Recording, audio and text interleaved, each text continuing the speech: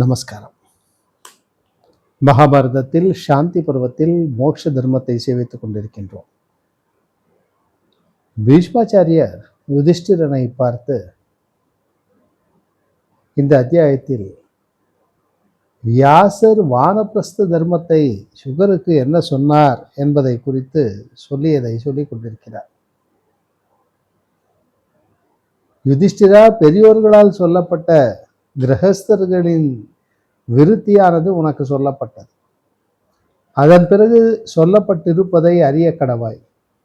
அது முற்காலத்தில் வியாசரால் மகானுபாவரான தம்முடைய புத்திரரான சுகருக்கு சொல்லப்பட்டது. வியாசர் தொடர்கிறார். கிரமமாக இரண்டாவது விருத்தியை தள்ளிவிட்டு பத்னி முதலானவர்களுடன் சேர்ந்து நிறைவேற்றக்கூடிய விரதத்தினால் சிரமத்தை அடைந்தவர்களும் எல்லா உலகங்களையும் கொடுக்கிற ஆசிரம ஸ்வரூபர்களும் நன்கு ஆலோசித்து நிவர்த்தித்தவர்களும் புண்ணிய தேசவாசிகளுமான வானப்பிரஸ்த தர்மத்தை அடைந்தவர்களுடைய உத்தமமான மூன்றாவது விருத்தியை கேள், உனக்கு மங்களம் உண்டாகும். கிரகஸ்தனானவன் எப்பொழுது சரீரத்தில் தோல் சுருக்கத்தையும் நரையையும் பௌத்திரனையும் பார்ப்பானோ அப்பொழுது வனத்தை அடைய வேண்டும். ஆயுளின் மூன்றாவது பாகம் வானப்பிரஸ்த தர்மத்தில் வசிக்க வேண்டும். தேவதைகளை பூஜித்து கொண்டு அந்த அக்னிகளை வழிபட வேண்டும். நியமம் உள்ளவனும் ஒரே விதமான ஆகாரம் உள்ளவனும் ஆறாவது காலத்தில் அன்னத்தை அருந்துகிறவனும் தவறில்லாதவனுமாய் இருக்க வேண்டும். இவனுக்கும் அக்னிஹோத்திரம், அதுவே பசுக்களுக்கும் இவைகளே. எல்லா யாக சாதனங்களும் அவைகளே. உழவின்றி விளைந்தவைகளான நெல், யவம், தினை, சாமை இவைகளை இந்த ஆசிரமத்திலும் அக்னிஹோத்திரம் முதலான 5 யாகங்களிலும் ஹவிசுகளாக கொடுக்க வேண்டும். இந்த வானப்பிரஸ்த தர்மத்திலும் அந்த வானப்பிரஸ்த ஆசிரமத்திலும் இந்த 4 விருத்திகள் கருதப்படுகின்றன. யக்னவிதியை நடத்துகிறவர்களாகவும் அதிதி பூஜைக்காகவும் சிலர் அந்த சமயத்தில் தேடி உடனே அலம்பி கவிழ்கிறார்கள். சிலர் 1 மாதத்திற்கும் மற்றும் சிலர் 1 வருடத்திற்கும் சிலர் 12 வருடத்திற்கும் தேடி வைத்துக் கொள்ளுகிறார்கள். வருஷா காலத்தில் ஆகாய வெளியிலும் பனிக்காலத்தில் ஜலத்திலும் வேனில் காலத்தில் பஞ்சாக்னி மத்தியிலும் அடிக்கடி தவம் செய்கிறார்கள்.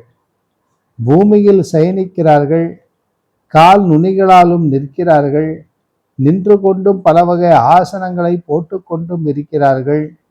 3 காலங்களிலும் ஸ்நானம் செய்கிறார்கள்.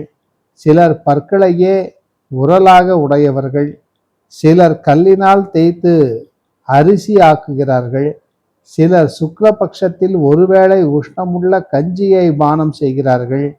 சிலர் கிருஷ்ணபக்ஷத்தில் அவ்வாறே பானம் செய்கிறார்கள் அல்லது முன் வழக்கப்படி அன்னத்தையாவது புஜிக்கிறார்கள். வைகாரச மதத்தை அடைந்து உறுதியான விரதமுள்ள சிலர் கிழங்குகளாலும் சிலர் பழங்களாலும் சிலர் புஷ்பங்களாலும் நியாயமாக காலத்தை நடத்துகிறார்கள். மனத்தை வசுப்படுத்தினவர்களான அவர்களுக்கு இவைகளும் வேறு அநேக வித திரவிய நியமங்களும் ஏற்பட்டிருக்கின்றன. உபனிஷத்தில் சொல்லப்பட்ட 4வது ஆசிரமங்களுக்குரிய சாந்தி முதலான தர்மங்கள் எல்லாருக்கும் பொதுவாக ஸ்மிருதிகளில் சொல்லப்படுகின்றன. கிரகஸ்தர்களுக்கும் வானப்பிரஸ்தர்களுக்கும் பொதுவான சம முதலியவற்றை காட்டிலும் விசேஷமாய் இருக்கிற தர்மமானது தத்துவத்தை உணர்ந்த பிராமணர்களால் இந்த யுகத்திலும் நடந்து வருகிறது.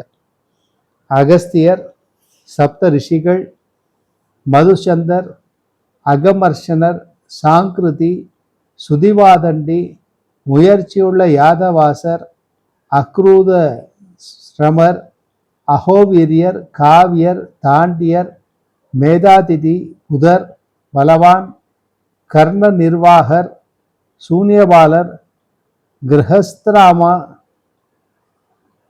இவர்கள் தர்மத்தில் மிக்க பண்டிதர்கள். அவர்கள் தர்மத்தால் ஸ்வர்க்கத்தை அடைந்தார்கள். கூட்டமாக சேர்ந்த யாவரும் பிரத்யட்சமாக தர்மத்தை அறிந்தவர்கள். உக்கிரமான தவமுடையவர்களும் தர்மத்தின் சக்தியை அறிந்தவர்களுமான ரிஷிகளும், அந்த ரிஷிகளுள் இவர்களும் அளவற்ற வேறு அநேக பிராமணர்களும் வனத்தை அடைந்தார்கள்.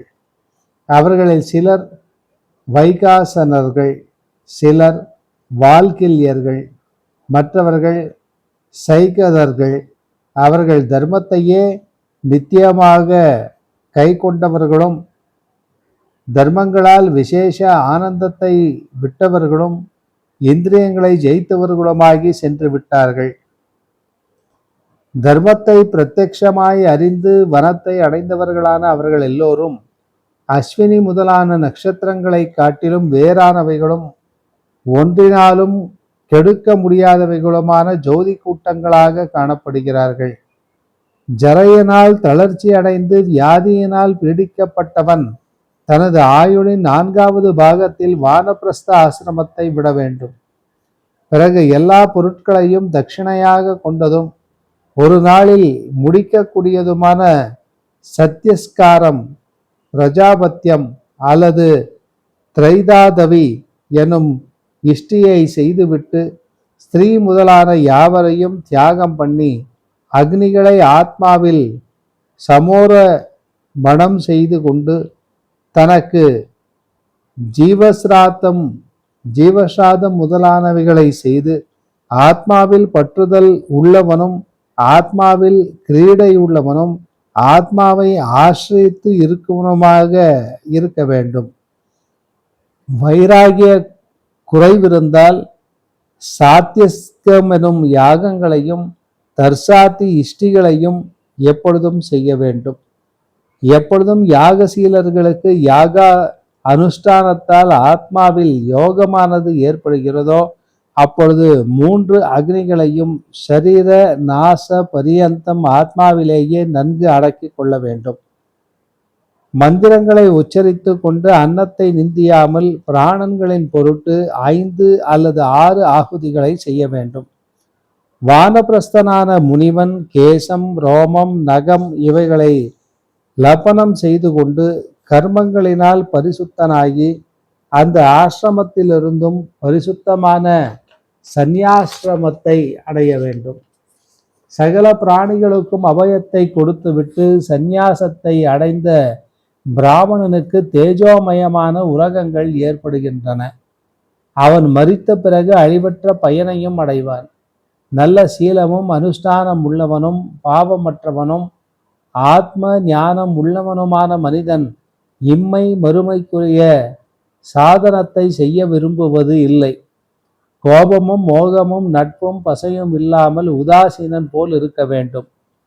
யதியானவன் தனக்குரிய வேதம், சூத்ரம், ஹோமம், மந்திரம் இவைகளில் சக்தியுடன் நித்தியமாய் நடந்து வருகிற யம முதலிய யோகங்களில் மனு வருத்தம் அடையக்கூடாது.